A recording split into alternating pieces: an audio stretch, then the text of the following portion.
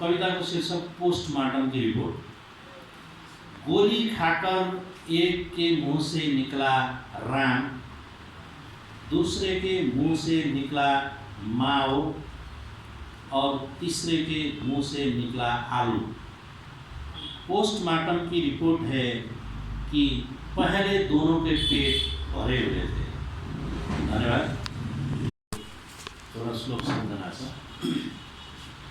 विद्यामित्रं प्रवासेषु माता मित्रं गृहेषु च व्याधि तस्यौषधं मित्रं धर्ममित्रं मृतस्य च। यति मात्र सम्झना पर्छ। यो संस्कृत भयो। फेरि हाम्रो राजकुमारजी मेरो कविताको यति शब्द पढेको छ भन्नु होला। त्यो तपाईले लेख्नु न, मैले पहिला लेखाएँ। आज प्रातकाल पनि विगत चाहिँ भए। मेरो दृष्टि पूर्व क्षेत्रतर्फ गए। एक अद्भुत आकृतिले आकृष्ट गर्यो। के हो ठम्ब्याउनै सकस पर्यो। चस्माले आँखा छोपी हेरे, म त छानाबाट झरेँ। उही पोहोरको वैशाख, यो वर्ष पनि उस्तै पुरानो वैशाखी टेकेर मिच्च हाँस्यो मलाई देखेर। मलाई कोट्याउँदै श्रीमतीले सोधिन्, बाहिर को हो नि? मैले झ्याप उदाङ्ग पार्दै भने, ल हेर्ने यसपालिको को हो नि। धन्यवाद। Your father is King Kong Kanchi, your father is King Kong. In front of your father Kanchi, I am like a ping pong. Oh beauty better, oh my darling, sending letter. Oh beauty better, oh my darling, sending letter. This path is narrow, I shall come tomorrow. This path is narrow, I shall come tomorrow. Oh beauty better, oh my darling, sending letter. शीर्षक छ कविता कस्तो हुनुपर्छ। कोही भन्छन् कविता spring जस्तै बेरिएको हुनुपर्छ। कोही भन्छन् कविता स्प्रिङ जस्तै बेरिएको हुनुपर्छ। कोही भन्छन् कविता भूगोल जस्तै घेरिएको हुनुपर्छ। कोही भन्छन् कविता पानी जस्तै तरल हुनुपर्छ। कोही भन्छन् कविता सबैले बुझ्ने सरल हुनुपर्छ। कोही भन्छन् कविता आगो ओकल्ले हुनुपर्छ। कोही भन्छन् कविता आगो ओकल्ले हुनुपर्छ। कोही भन्छन् कविता थोत्रा इन्जिन धकेल्ने हुनुपर्छ। कोही भन्छन् कविताले समाजलाई छुनुपर्छ। कोही भन्छन् कविताले समाजलाई छुनुपर्छ। कोही भन्छन् कविताले विकृतिलाई धुनुपर्छ। कोही भन्छन् कविताले नारीका कुरा लेख्नुपर्छ। कोही भन्छन् कविताले नारीका कुरा लेख्नुपर्छ। कोही भन्छन् कविताले बाँझो खेतबारी टेक्नुपर्छ। कोही भन्छन् कविताले बालक र वृद्धका कथा उड्नुपर्छ। कोही भन्छन् कविताले हिमाल पहाड र मधेसलाई समेट्नुपर्छ। कोही दिक्क लागेर भन्ने गर्छन्। न अनिकालमा राशन बनाउन मिल्छ कविता, न निर्धारहरूको शासन बनाउन मिल्छ कविता, न श्रीमतीको रिस कम गर्न मद्दत गर्छ कविता, न छोराछोरीको फिस तिर्न अघि सर्छ कविता। 18 मा फलेको फर्सी जस्तो के काम लाग्छ यस्ता कविता। 18 मा फलेको फर्सी जस्तो के काम लाग्छ यस्तो कविता। हिजो टेलिभिजन हेर्दै कविता कोट्याउँदै थिए। समाचारले भट्याउँदै थियो। किसानले मल पाएनन्। दाइजोको न्युमा उमरावती समयको मृत्यु। बागमतीको किनारमा मृत लास फेला। 5 जनाको समूहद्वारा एक युवती बलात्कृत। सरकारमा को जाने सम्बन्धमा नेताहरूबीच छलफलमै व्यस्त हो। अहिले म गम्भीर भएर सोचिरहेछु। साँच्चै कस्तो हुनुपर्छ कविता। हो म अहिले गम्भीर भएर सोचिरहेछु। साँच्चै कस्तो हुनुपर्छ कविता। हस्त नमस्कार। कागजमा लेख्थेँ, यहाँ चाहिँ के भन्दै मोबाइलकै प्रयोग गर्नु पर्यो भनेर चाहिँ मोबाइलमा टाइप गरिरहेको छु। कुनै एक देशमा कुनै एउटा कवि, एउटा गजलकार, अलिअलि गीतकार, अलिअलि कथाकार, इति उपन्यासकार अथवा एक चोइटो निबन्धकार पनि, एक गीतको पत्रकार पनि, एक झन्को व्यङ्ग्यकार पनि, व्यक्तिको विरोधी, विसङ्गतिको विरोधी, विकृतिको विरोधी, असमान सोचभित्र असमानताको विरोधी, गुटबन्दीको विरोधमा गुट समातेर, फुटबन्दीको विरोधमा फुट चलाएर दुःख लेखिरहेको एउटा निष्प्रिय हुन नसकेको लेखक नै त हुन्। एका देशमा चेतनाको लडाईँ हारेको, अन्तर्द्वन्द्वको दोधारमा युद्धोन्मादको आगोले पिर्सिएको बिचोले जस्तो कागती छोक्राको पनि इतिहास लेखिरहेको, दुःख खेलाइरहेको, ठुलो दुःखलाई निहालिरहेको, थकित चेहरामा कपडको मुस्कान बाँचिरहेको, थुप्रै कारहरू जोडेर उभिएको साहित्य कुरूप धन्दाको खेती जस्तो फसलमा फसल हराएपछि साट्न मन लागिरहेछ इतिहास लतारेको भोग, भविष्य पक्रिएको प्याज र गाउनु बजाउनु छ जीवनको एउटा सुनौलो गीत तिनीहरूका नाममा जो कहिल्यै हाम्रा हुन सकेनन्। एका देशमा उग्र रूप देख्नुहुन्छ मभित्र, उर्लिएको व्यथिति, पोखिएको अस्तित्व, घुमेको साग, आखिर कवि हुने त म नाचिरहेछ यस्तो भ्रम आँखा वरिपरि, विकृति विरुद्ध उभिएको मभित्रको म ठिक यति नै बेला सबैभन्दा विपरीत चेहराको अनुहार देखाउँछ, रेतामा तोर्लनमा झुलिएको मैलो देखिने र ट्वाङमा ठोकिएर बिचैमा ढुङ्गो लागेपछि चर्किएको ऐनाले पनि। धन्यवाद। बिग्न आए पनि डटेर हिँडेकै हौ हामीले, तर आज तिमी विलीन भएकी छौ शून्यताको पराकाष्ठामा। जस्तो कि हावामा हराएको छ सुरुको धुवा, जस्तो कि जीवन कोर्नुमा गाह्रो भई चुकेको छ अन्डा, जस्तो कि कोपिला फुल्न गाह्रो भई निमुटेको छ पुष्प। यसरी तिमी गएपछि मुहारमा कहिल्यै फुलेन मुस्कान, आँखाको पँधेरोमा निस्सिक्री बगिरहे आँसुको धारा, खुसीहरू पनि एकाएक बसाइसरे। तिमी गएपछि जीवनका हरियाली मुर्छाएर बुढो रुखझै भएको छु म, जसको हाँगामा लहलाउँदैनौँ फलफुल, जसको मनको दरबार तहस नहस भएर भएको छ डरलाग्दो खण्डर, जहाँ मरेका छन् चाहतको आशावादी घाम र अन्धकार भएको छ मेरो सपनाको बस्ती। म हजारको भिडमा एक्लै भएको छु, न त आफ्नै हुन सकेको छु न त संसारकै।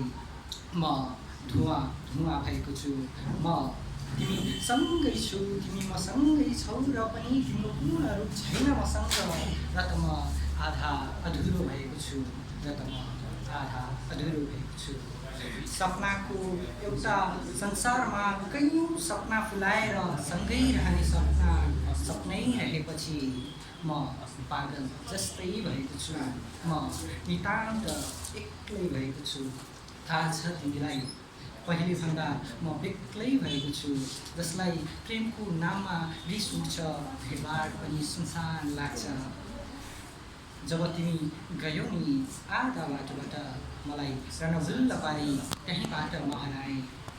म अझै डुलिरहेछु सडकमा, न भोक लाग्छ न तिर्खा, न आलिशान महल, न गद्दा चाहिन्छ मलाई।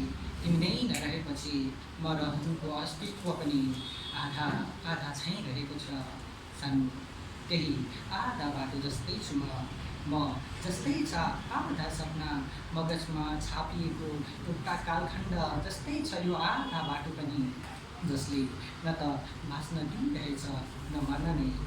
यसरी आधा अधुरो जिउनु पनि मृत्युको अँगालोमा बाँधिनुभन्दा त कम कहाँ रहेछ। यसरी आधा अधुरो जिउनु पनि मृत्युको अँगालोमा बाँधिनुभन्दा कम त कहाँ रहेछ। धन्यवाद। कविताको शीर्षक छ धन्य छ नारी तिमीलाई। नारी तिमी जगतकी जननी अनि यस धरतीकी माता, जसले आज यो संसारलाई उज्यालोको खातिर अन्धकारलाई पन्छाउँदै तिनै अबोध घुन्टी र साइलीका विलापहरूको शब्द स्वरहरूलाई रङ्गी अक्षरहरूमा कोर्दै साँच्चै नारी मर्म र संवेदनतालाई तिरस्कार गर्दै भोलिको स्वर्णिम संसारको पर्खाइमा दौडिरहेका छन्, जसले समाजको कुसंस्कारलाई चिर्न खोज्दा हिंसा र बलात्कारको शिकार भएर स्वतन्त्रताको नाममा प्रताडना सहँदै दौडिरहेछ ऊ निरन्तर हो। उसको दौडाइलाई न कसैले भेट्न सक्छ, न कसैले रोक्न सक्छ।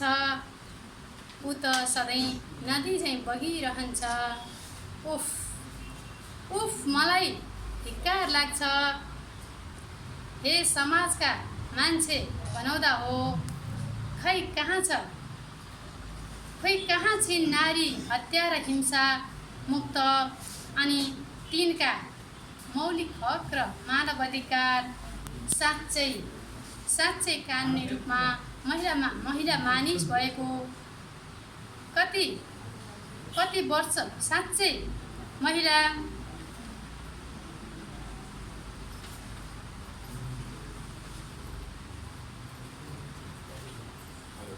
मानिस भएको कति वर्ष भएको छ, जसले धरतीलाई रङ्गी बिरङ्गी फुलहरू फुलाउँदै हिंसामुक्त जीवन बाँच्नको खातिर स्वदेश र विदेशमा समेत आफ्नो अस्मिता लुटिँदै आजको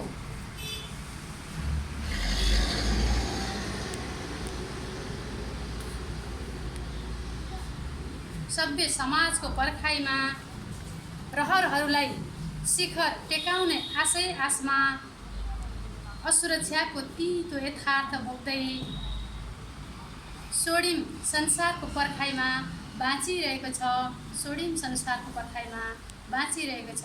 हस्त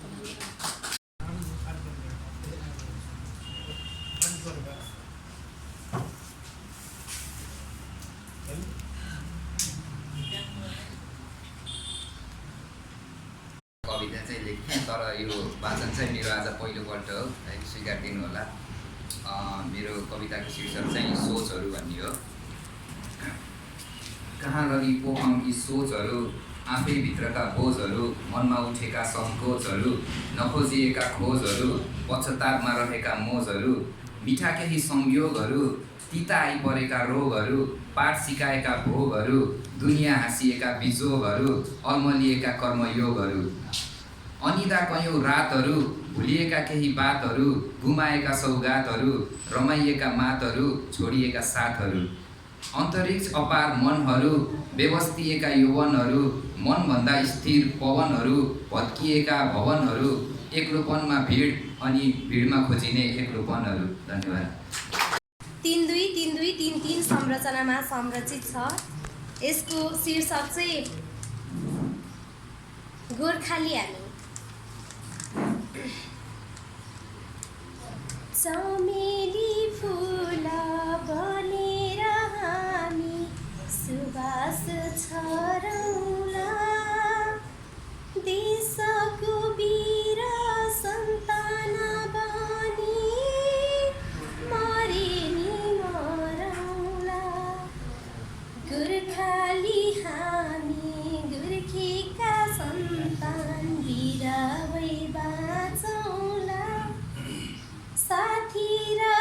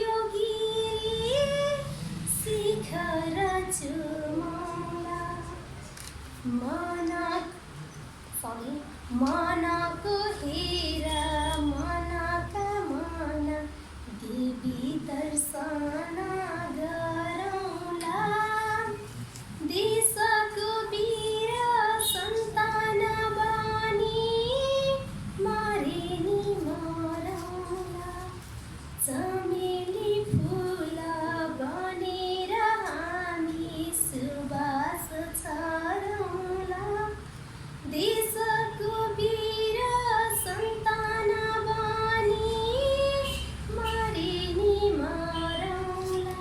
धन्यवाद। पहिलेदेखि यो लोक छन्दको कविताहरू एकदम मन पराउने मान्छे, त्यसैले यसैको बारेमा झ्याउरे छन्द यही नै लेख्छु र यही नै भन्छु धेर जस्तो है। त्यही भरे सुनाउँछु अहिले हजुरहरूलाई।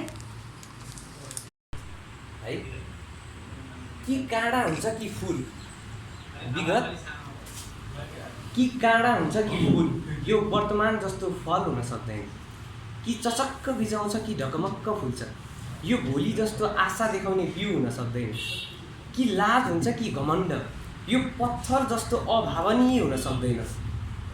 यो निरस छ र स्वाधीन पनि, यसको न मलम छ न गन्ध, यसको अनन्त्य आज र आदि अनन्त। यो आफै निराकार छ तर जीवनमा आकार दिन खोज्छ। यो कपास जस्तो वजनहीन छ तर मनको पिँधमा हराउन खोज्छ। यो त आज नै आजले बनेको हिजो हो, यो त मेटिँदै जाने लिएको पाइला हो। मुर्दा सुत्ने सिरानी, जलेर बाँकी रहेको खरानी, कुनै व्यक्ति परिभाषित गर्ने चिनारी हो। यो नै मेरो निजी सङ्ग्रहालय हो।